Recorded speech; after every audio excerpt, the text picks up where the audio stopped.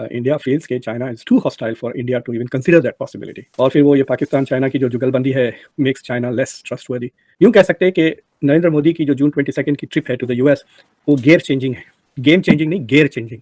लेकिन अमेरिका की नजर पाकिस्तान पे नहीं है इस वक्त। इतनी अमेरिका की जो नजर है सर, मुझे लॉजिक चाइना की समझ में नहीं आती कि इट्स लाइक सेइंग कि भाई आपको ब्लू बेल्ट क्या मिल गया, आप जाके 10 डिग्री ब्लैक बेल्ट है, आप उस अकड़ना शुरू कर दिए, 2 थप्पड़े लगे तो सीधे हो जाओगे। सो that is what I don't understand कि इतना गुरूर, इतना एग्रेशन कहाँ से आ रहा है।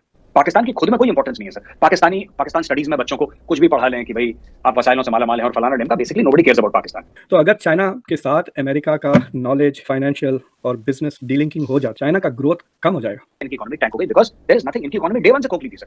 देखिए चाइना के पास वो चीज़ नहीं है जो अमेरिका के पास है, दैट इज एलाइज। और the top economies of East Asia, South Korea, Japan, Australia, ये सब अमेरिका के साथ है। अब इंडिया भी आ गया, इससे क्या लड़ेगा चाइना? देखेंगे, एग्जामिन करेंगे। Friends, welcome my channel for another reaction video on Pakistan. तो इस वीडियो में आप देखिएगा कि पाकिस्तान मीडिया डिस्कस कर रहा है कि यूएसए और चाइना का जो एक टसल चल रहा है उससे इंडिया कैसे बेनिफिट हो सकता है। फॉर एग्जांपल मैं आपको बोलता हूं, ये सिमिलर डिस्कशन वही है कि जब रशिया यूक्रेन वॉर स्टार्ट हो गया तो एक में क्या हुआ कि पूरा वेस्टर्न कंट्री एक तरफ और एक जगह पे रशिया चाइना एक तरफ, इंडिया थोड़ा न्यूट्रल है। लेकिन इससे अल्टीमेटली प्रॉफिट किसका हुआ? डेफिनेटली इंडिया का थोड़ा बहुत प्रॉफिट हुआ है, क्योंकि हमने क्या किया है, रशिया से बहुत सारा जो क्रूड पेट्रोलियम हमने इंपोर्ट किया। उसके बाद वही पेट्रोलियम प्रोडक्ट्स यहाँ पे इंडिया में मैन्युफैक्चरिंग करके उसको हमने यूरोप में बेचा है, यूएसए में बहुत जगह हमने बेचा है, तो इससे हमारा प्रॉफिट हुआ है।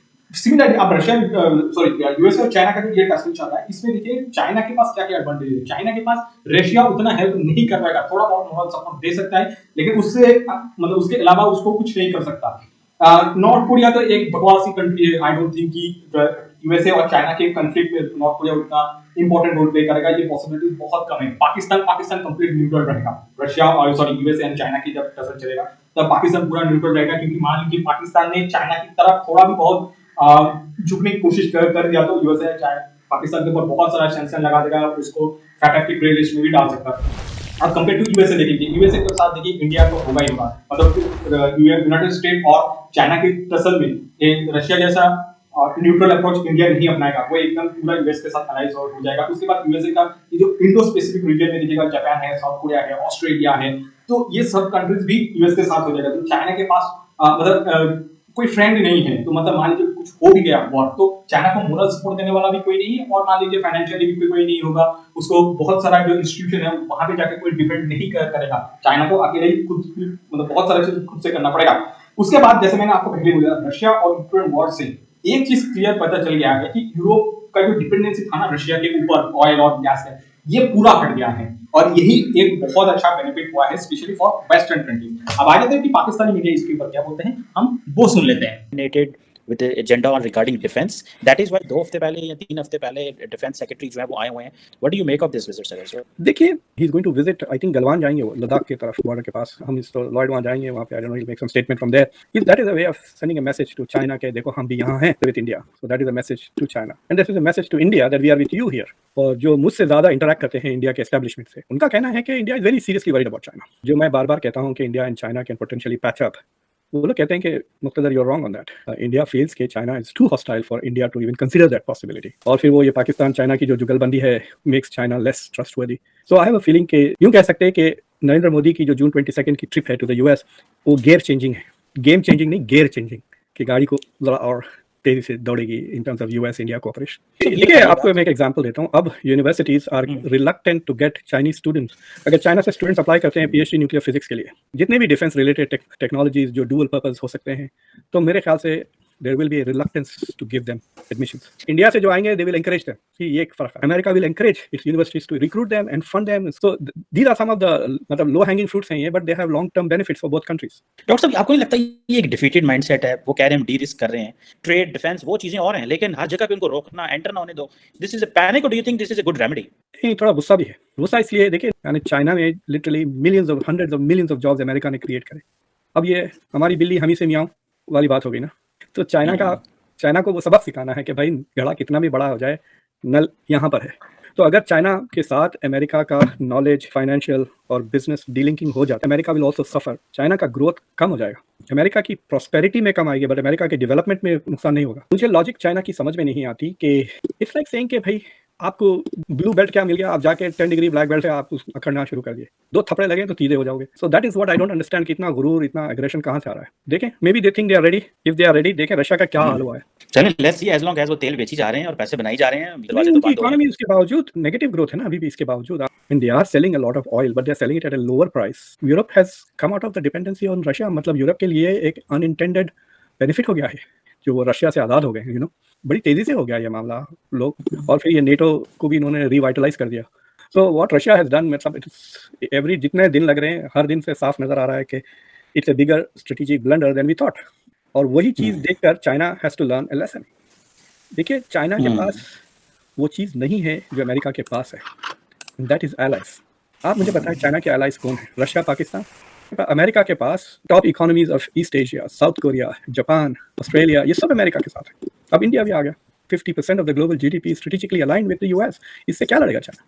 बिल्कुल सही कह रहे हैं, अलाइज आपने बात की, और वो अलाइज फिर जारी बात है आप किसी आइडियाज पे बनते हैं। जैसे यूरोप तो कहता है जी डेमोक्रेसी, तो चाइना के पास तो शेयर्ड वैल्यूज नहीं, they talk of shared future, shared growth. हाँ भाई, बट चाइना के पार्टनर्स डेमोक्रेसी में है, देख लें people to हम, people which Chinese partner is having an economic growth? कोई भी नहीं, मुझे तो नजर नहीं आ रहा। में सब ये बात अब ओपन सीक्रेट है, पाकिस्तान आर्मी के अंदर चाइना ब्लॉक और वेस्ट ब्लॉक बड़े सालों से एक दूसरे के साथ गुत्थम गुत्था है, और ये बिल्कुल सड़कों पे 9 मई को वो असल में निकल आया और अब उसको फौज दबा रही है। तो आपको लगता है कि चाइना फैक्टर भारी होगा या वेस्ट फैक्टर भारी होगा, या पाकिस्तान की एस्टैब्लिशमेंट और पॉलिटिकल एलीट बैलेंस कर लेंगे?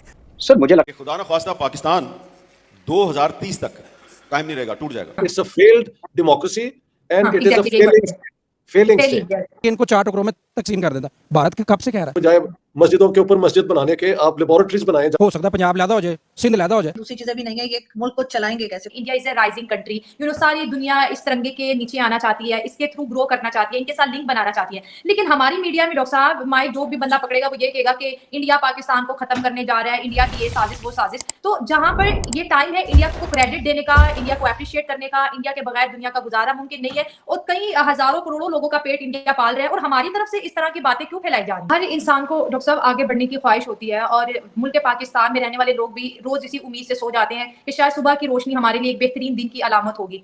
जिस चांस की आप भी अक्सर जिक्र करते हैं, अपने कलम से लिखते हैं, वो चांस क्या है, कैसे आएगा, और उस चांस से क्या बेहतरी आएगी? दोनों मुल्क बने और एक की हमसे 5 गुना बड़ी वो थी अपना चैलेंजेस, वो उन्होंने आराम से वो उन पे काबू पाते हुए वो आगे को बढ़ रहे हैं। हमने अपने मामलात को कभी नहीं, और सब चीजें इंडिया पे लगा देना, भाई फिर इंडिया के अंदर ही रहते ना। अगर इंडिया पाकिस्तान बनाने के बाद भी इंडिया आपको ये करता है वो करता है, तो फिर पाकिस्तान किस लिए बनाया था? यहाँ पे रह के तो अपने हकूक की बात करते हैं, लेकिन अगर आपने बना लिया है तो फिर आपकी रिस्पॉन्सिबिलिटी है ना। Don't blame India for your failures. मुझे तो यही अकल की बात समझ आती है। आपने मुल्क बनाना था, बन गया, मुबारक हो। उसको चलाना अब आपकी रिस्पॉन्सिबिलिटी है। आपकी नाकामी India is the reason, makes no sense to me. वरना फिर back up and leave. I have said it's a failed democracy and it is a failing state. जब आप कहते हैं it's a failed state, then there is that it's a failed state, but I am saying कि अभी भी chance है, it's a failing state. So I am not one who says it's a failed state. बहुत लोग कहते हैं यार क्या तुम हमको कहते रहते हो Pakistan is a failed state. I say give Pakistan a chance, it is a failing state. And we people who believe के लोगों की, यानी जब ये अगर फेल हो गई तो कितना वहां पे तोड़ फोड़ होगा, सिविल वॉर भी हो सकती है। वी डोंट वांट इट कि मरने के बाद क्या होगा, ये इन्फॉर्मेशन मजहब वाले देते रहे, दे आर वेलकम, उनकी एक थ्योरी तो है ना। लेकिन इस साफ पानी कैसे मिलेगा, लोगों को स्कूल जाने का हक कैसे पूरा होगा, लड़कियों को आजादी से अपने फैसले करने का कब मौका मिलेगा, माँ बाप को कब ये डर खत्म होगा कि हमारे पे कोई हमला ना कर दे, हमारी नौकरी ना छिन जाए। तो ये है रोजमर्रा की बातें जिसके लिए गवर्नमेंट बनाई गई थी हिस्टोरिकली। अगर मैं इंडिया और पाकिस्तान को अगर कंपैरिजन करूं, आपने जैसे पाकिस्तान से इंडिया में कदम रखा, तो आपने पाकिस्तान को कितने साल इंडिया से पीछे पाया? I would say 50 years. 50 साल, यानी इन अ रफ मैनर 50 इयर्स। क्योंकि इन 50 इयर्स में इंडिया की इकोनॉमी जहां पहुंची है, उनकी इंफ्रास्ट्रक्चर, मतलब जो बीजेपी की हुकूमत से बिल्कुल अपना अग्री नहीं करते, वो भी मानते हैं कि जो इतने रोड्स इंफ्रास्ट्रक्चर जो बन रहा है, आने वाले वक्त में इंडिया की जो इकोनॉमिक टेक ऑफ उसे कहते हैं। The take off stage is where you have attend a certain level of industrialisation and then like an aeroplane you take off. हाँ जी, बजाय मस्जिदों के ऊपर मस्जिद बनाने के आप लेबोरेटरीज बनाएं जहां पे रिसर्च हो सके।